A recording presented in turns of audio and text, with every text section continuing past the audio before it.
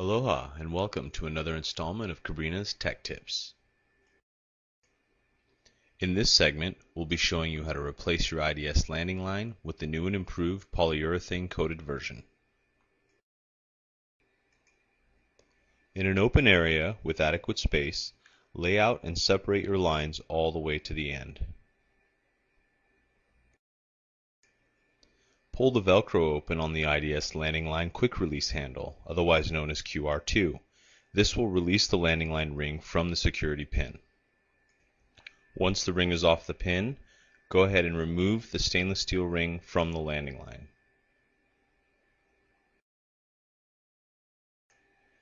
The next step is to pull the landing line through the control system components up to the bungee section of the line, making sure to note its path during removal.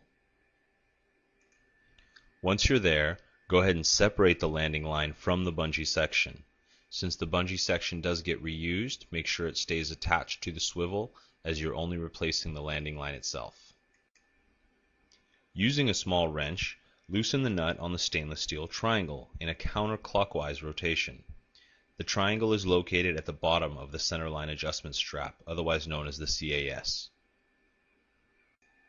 Once the nut's been loosened, go ahead and unscrew it all the way until it stops. This will leave enough of a gap to remove the D-power main line from the triangle. Using a number 1 Phillips screwdriver, loosen and remove the red stopper ball. Be sure to loosen both set screws located on either side of the stopper ball. With both screws now loose, you should be able to remove the stopper ball from the D-power main line. Now you can remove the override body from the D-power main line. With everything now off, you can pull the D-power main line through the control bar center section, allowing you to remove the black line guide ball.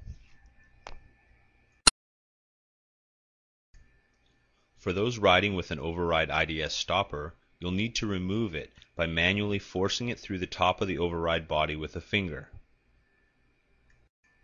Once you have it sticking out the top, simply squeeze it together and pull to remove. If that method didn't work for you, you can use the small Phillips screwdriver in your kite bag to gently pry the sleeve back out the bottom as shown. You'll now want to attach the new IDS landing line to the bungee section using a standard loop-to-loop connection. Do so by threading the bungee line through the top loop of the IDS landing line. Next, take the bottom loop of the IDS landing line and thread it through the bungee loop. Now just pull the line through and make sure it's tight. Now go ahead and rethread the new landing line through the upper triangle of the CAS and through the center section of the bar. Now go ahead and rethread the new landing line through the hole in the primary quick release. Once that's done, you can go ahead and reattach the stainless steel ring to the new landing line. Be sure to double check that the ring is securely attached. The next step is to fasten the ring to the security pin. Do so by threading the ring onto the security pin and folding it over. Now you can go ahead and rewrap the Velcro tightly around the security pin. Double check to make sure the connection is secure.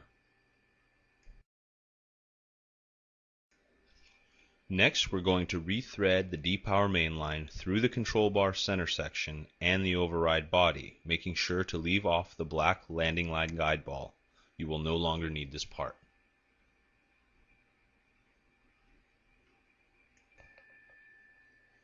With the override body now threaded back onto the D-power main line, you can reattach the red stopper ball.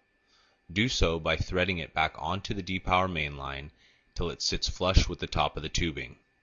Now grab that small screwdriver and tighten both set screws.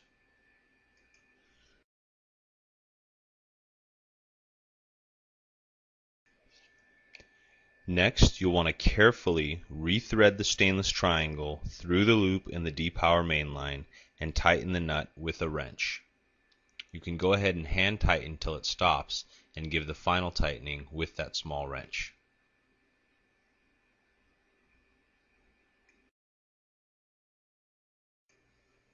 For those riders using an override IDS stopper unit, simply reinstall the sleeve back onto the D-Power mainline, ensuring that the orientation with the screw hole is facing down towards the bar.